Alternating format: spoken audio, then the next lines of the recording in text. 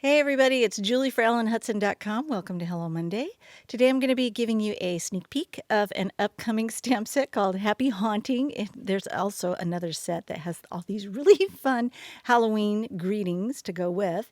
And I'm going to be doing some ombre inking with the Catherine Pooler water-based dye inks. I love these inks. Now the first thing I'm going to do is take the little jar of eyeballs from the set, and I've already figured out I can get 3 impressions on this small piece of white cardstock. It's like half of a quarter sheet of Nina Solar White. So what, 1/8? Is that what you call it? 1/8?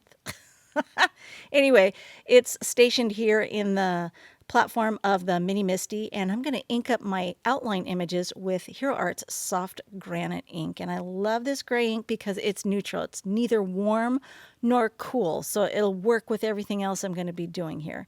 And I am double stamping because I wanted it to be just a slightly deeper shade. So you could re-ink and stamp multiple times if you wanted to, but I found that twice gave me what I was looking for. So now I'm going to rotate that paper and get the outline image of the pumpkin lined up there, and I'm going to do the same process all over again. Just double ink and stamp, and then I will slide the paper up and repeat all those impressions until I've got that whole thing filled there. So now I'm going to take that, rotate it back to the other side. I'm going to grab the jar solid filler image and get that lined up over the outline. I find it easier to stamp the outlines first and then grab the filler images, and it's okay if they're not perfectly positioned because I love that offset look, but it's much easier to get everything lined up this way.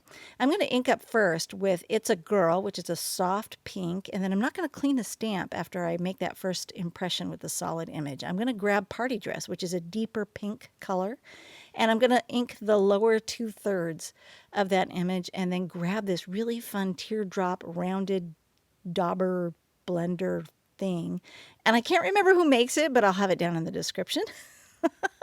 But it's really great for blending the edges where those inks are going to overlap so you don't get a harsh line that would show up otherwise. So once I blend it all out, I'm going to go ahead and grab the peppermint scrub and do the lower third of that image and then blend again with that teardrop spongy thingy. And it works great. Like, I've tried using a dry towel, I've tried using a wet wipe, but this gives me like awesome blending capabilities right on the inked image. So I love using this thing. So I'm just going to repeat the whole process. I did clean off the stamp once I moved to the next jar of eyeballs. I did clean off the stamp because I did not want to get peppermint scrub contaminating my It's a Girl ink. So I just do the 3 colors and then I clean off the stamp before I move on to the next jar. So here I am doing the exact same thing, and so I got this nice gradation of color, and then I'm going to rotate that around. I'm going to grab the filler image for the pumpkin, get that lined up where it needs to be, and then I'm going to grab a soft yellow. This is shea butter. It's kind of almost like the color of straw, I guess. So it's a nice soft buttery yellow, and then I'm going to grab orange twist and ink up 2/3 of that pumpkin with that, and then use that same dauber tool. Now, to clean off that spongy thing, all I did was take some clean scratch paper and I just tapped it against that until it was clean, and got rid of the pinkish colors of ink that were on it previously. But man, I am so going to get me more of these things so that way I can dedicate one to each color family and then I don't have to worry about cleaning it off. Because right now I only got 2. I think they come in a twin pack. So I was like, oh no, I need more of these so I don't have to do any tapping off and cleaning when I'm doing this. So I did the same process with the yellow and orange and what was that other color? Mandarin spice. So how I got my dark shading there on the left-hand side. So now I'm going to grab the little face. There's a cute little face there that can be used on the candy corn and it can be used on the pumpkin, the jack-o'-lantern. And I'm just going to line that up there on the Misty. I kind of rotated it around so I could work in this direction. And then I'm going to use that same soft granite ink.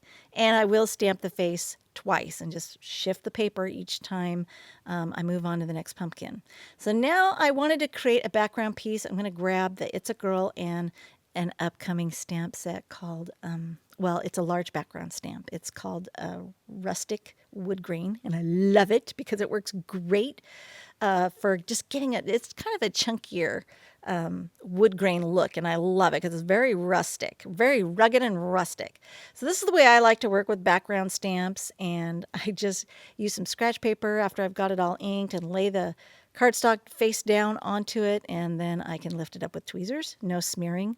And then I'm going to grab a circle die and cut out a circle shape. And I used my Hero Arts Infinity circle dies for that. I also gold embossed a sentiment from that sentiment set I was talking about. And I die cut that using another size circle from that same Hero Arts Infinity set. And then I'm going to grab one of these blending brushes by Picket Fence Studios. And I'm using the party dress color. And I did tap it off because this is a darker color. It really helps to bounce off some of the excess ink on it so you get that really nice, soft blend. It's more delicate than it would have been if I hadn't tapped off the excess. So I did that on scratch paper and then came over and blended the edge there. I just wanted to create a little bit of contrast so that when I'm doing my layout here, so I'm going to flush mount this wood grain piece. I'm just going to burnish from the back side. Just use tape runner on that. And then I put foam tape on the back of everything I wanted to pop up. So I wanted to pop up my little sentiment here. And then I also used the scallop background die to do some gold scallopy lines out of gold glittery paper. And so I'm just going to save these little extra bits because I love using them as kind of to create kind of a grounding effect or a horizon there in order to position the rest of the images on there. So I think it's a really nice, fun touch, and it's glamorous because it's gold and glittery. So I'm going to go ahead and press that into place. I just used some mono, what is it? Mono multi-glue by Tombow. It's the one that comes in the green and white bottle. I'm going to flush mount that little jar because it's in the background. And then I'm going to grab the other elements, and those are all, they have foam tape on the back, and pop those up. And then I added some gold stars. So I wanted to show you the original card that this one is based on was the one on the left here. It's very bold and graphic. It doesn't have a lot of shading. It's a very different look, but it's the exact same layout, the exact same images, and very similar colors, but you get a whole different look. So I just wanted to show you how to get that ink blending effect using solid images, and I thought this turned out so cute. I hope you're as anxious as I am to see this upcoming release. All the supplies are listed down below in the description. They're available at ellenhutson.com, and thanks for watching.